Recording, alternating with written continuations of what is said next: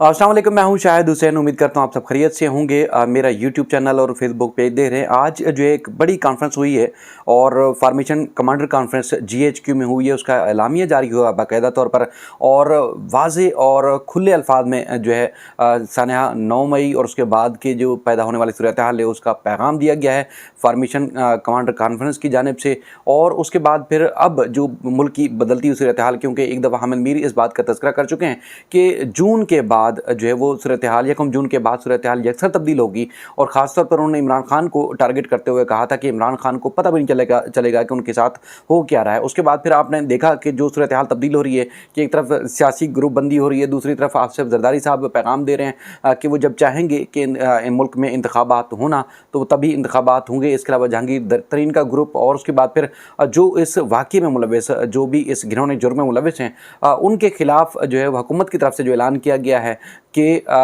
जो मुलविस मुलजमान हैं उनके खिलाफ ना सिर्फ इंसदाद दहशतगर्दी की अदालतों में बल्कि मिलिट्री कोर्ट्स में भी मुकदमा चलाए जाएंगे। आज जो है पहली फार्मेशन जो है कमांडर कॉन्फ्रेंस हुई है आर्मी चीफ जो है उनकी क़यादत में, और जिस तरह पैगाम दिया गया उसका मतन आपके सामने रखूँगा ताकि आपको वाज़ेह हो जाए कि अगले दिनों में, आने वाले दिनों में मज़ीद होने क्या जा रहा है। क्योंकि सियासी जमातों की तरफ से जो स्टेटमेंट्स हैं उससे दरकिनार, उससे मुख्तलिफ जो ये अलामिया जारी किया गया है वो पैगाम दे रहा है, वाज़ेह पैगाम दे रहा है कि मुल्क की जो सूरत हाल है वो किस तरह तब्दील होने जा रही है। और जो लोग ना सिर्फ 9 मई या उसके बाद की जो सूरत हाल में जो मुलविस हैं उनके खिलाफ किस किस्म की कार्रवाई की जानी चाहिए या किस किस्म की कार्रवाई की जाएगी। मैं पहले अलामिया पढ़ता हूँ, उसके बाद फिर जो इसका मतन की जो सूरत हाल है उसका पूरा एक तज़िया भी आपके सामने रखेंगे ताकि आपको वाज़ेह हो जाए कि सियासी सूरत हाल के साथ साथ उन मुल्ज़मान के साथ या उन लोगों के साथ या उन शरपसंद अनासर के साथ होने क्या जा रहा है वो आपके सामने तफसीलात भी आ जाएगी। उसमें जो मतन है उसमें उसके मुताबिक army chief general Asim Munir की जानिब से की ज़ेर सदारत जीएचक्यू फार्मेशन कॉन्फ्रेंस का इनकाद किया गया। कॉन्फ्रेंस में core commander, principal staff officer, Pak फ़ौज के तमाम फार्मेशन ऑफिसर शामिल थे। क्योंकि ये बड़े पैमाने पर होती है, बड़े पैमाने पर, क्योंकि आम ये कोर कमांड कॉन्फ्रेंस जो होती है कोर कमांडर कॉन्फ्रेंस, उससे हट के ये कॉन्फ्रेंस हुई। और यहाँ पर जो जितने भी फार्मेशन कमांडर्स थे उन्होंने जो है वो शिरकत की। उसमें जो एलामिया में ये भी बताया गया है कि फोरम ने शोहदा की अजीम कुर्बानियों, जिनमें मुसल्लह अफवाज, कानून नाफिज करने वाले इदारों के अफसरान व जवानों और सिविल सोसाइटी के शोहदा शामिल हैं। और उसके बाद फिर उसमें उनको जो है वो खिराज अकीदत जो है वो पेश किया गया। आर्मी चीफ की जानिब से जो पैगाम दिया गया उसमें कहा गया है कि रियासत पाकिस्तान और मुसल्लह अफवाज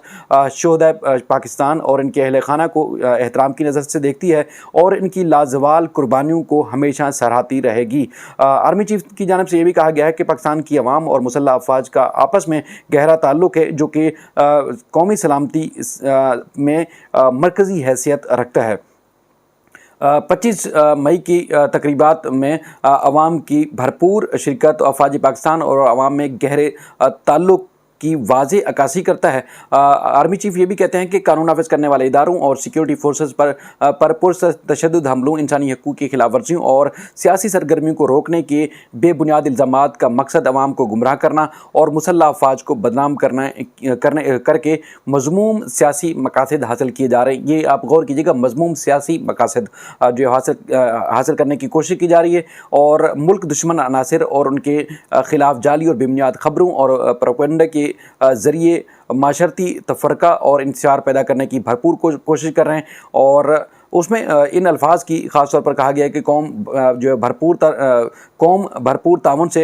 के भरपूर ताउन से तमाम नापाक अज़ाइम को नाकाम बनाया जाएगा इंशाअल्लाह, साथ में लिखा है। और उसके बाद फिर जो दीगर शुरका थे उनकी तरफ से कहा गया कि सानिया जो 9 मई के जो वाक़यात हैं उसकी भरपूर तरीन और सख्त तरीन अल्फाज में मज़म्मत करते हैं। शुरका की तरफ से जो इस अज़म के इजहार किया गया कि मज़मूम मकासद के हसूल के लिए रियासत और रियासी इदारों के ख़िलाफ़ नफ़रत परवान चढ़ाने, मुल्क में अफरा तफरी फैलाने वालों के ख़िलाफ़ घेरा तंग करने की ज़रूरत है, उस पर उन्होंने ज़ोर दिया। अब वक्त आ गया है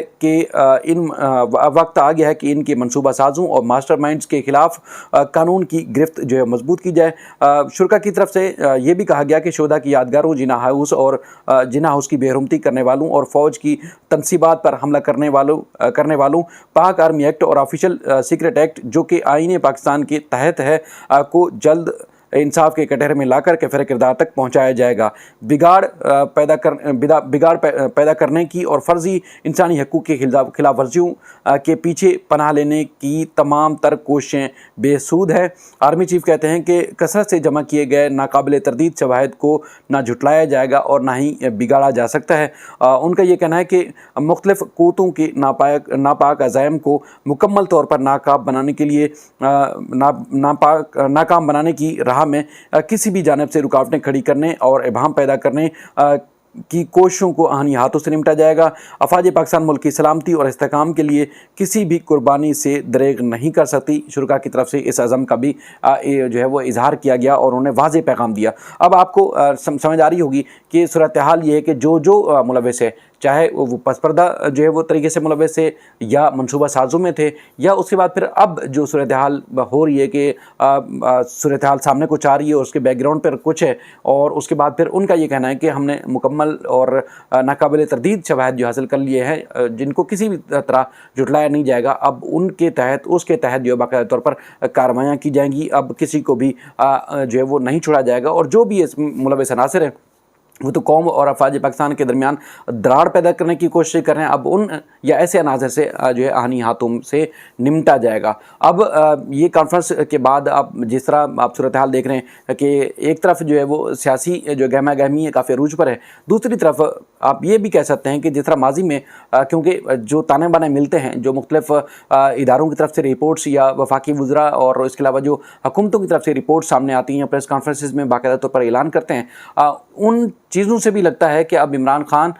या उनकी जो जमात के बचे कुछ लोग हैं, बेशतर लोग तो पनाह ले चुके हैं, अब उनके ऊपर क्रास लगा दिया गया है। यानी कि अब बाकायदा तौर पर जैसे इमरान खान खुद कहते थे कि काटस लगा दी है, तो शायद वो अब काटस लगा दी गई है, क्योंकि मीडिया पर उनके मुखालिफिन अब उनका बाकायदा तौर पर नाम भी नहीं ले रहे और ना ही ले सकते हैं, क्योंकि पाबंदी आयद कर दी गई है। और दूसरी तरफ शाह महमूद कुरैशी साहब ने खुद ऐलान कर दिया है कि अब इंसाफ का झंडा उनके हाथ में, अब इंसाफ का जो है वो कौम उनकी तरफ देख रही है। अब देखते हैं कि तहरीक इंसाफ को वो संभालते हैं या फिर जिस तरह शाह महमूद कुरैशी साहब के अलावा जहांगीर तरीन साहब ने जिस तरह अपने ग्रुप का ऐलान किया है, और आज या एक दो दिन में शायद उनकी बाकायदा तौर पर जमात का ऐलान भी कर दिया जाएगा, क्योंकि अब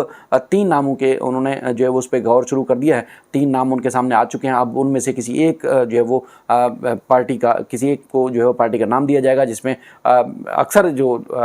मारूफ आप कह सकते हैं कि पार्टी का नाम होगा। बाकी जो इमरान खान के ख़िलाफ़ जो मज़ीद 2 मुकदमा दर्ज किए गए हैं, उसमें भी जो सूरत हाल वाज़ेह हो रही है, उससे लग रहा है कि अब उनके ख़िलाफ़ मज़ीद घेरा तंग होने जा रहा है, क्योंकि ये महीना काफ़ी इमरान खान पाकिस्तान तहरीक इंसाफ के लिए मुश्किल से मुश्किल तरीन जो है वो बनने जा रहा है, क्योंकि जो हक़ाइक़ शवाहिद और इसके अलावा जो सूरत हाल पैदा हो रही है, उससे लग रहा है कि अब किसी सूरत जो है वो ना इंतखाबात करीब होने जा रहे हैं और ना ही इनको मज़ीद किसी तरह जो है वो किसी भी अदालती ऑर्डर या किसी भी ऑर्डर के तहत इनको बजाया जा सकता है, क्योंकि सूरत हाल काफ़ी संगीन हो चुकी है। और जिस तरह इनके खिलाफ सबूत और शवाहिद सामने आ चुके हैं, सामने रखे जा चुके हैं, और उस पर जिस तरह तेज़ी से काम जारी है, तो बज़ाहिर लग रहा है कि अब इमरान खान और उनकी जमात के लिए कड़ा वक्त शुरू हो चुका है। बाकी जो फार्मेशन कमांडर कॉन्फ्रेंस का जो एलामिया है, उससे मज़ीद जो है आपको मुल्क की डायरेक्शन और उसके बाद फिर पाक फ़ौज क्या सोच रही है, उस हवाले से भी आपको मज़ीद चीज़ें वाज़ेह हो गई होंगी। इस सिलसिले में मज़ीद अपडेट्स होंगी जो भी आपके सामने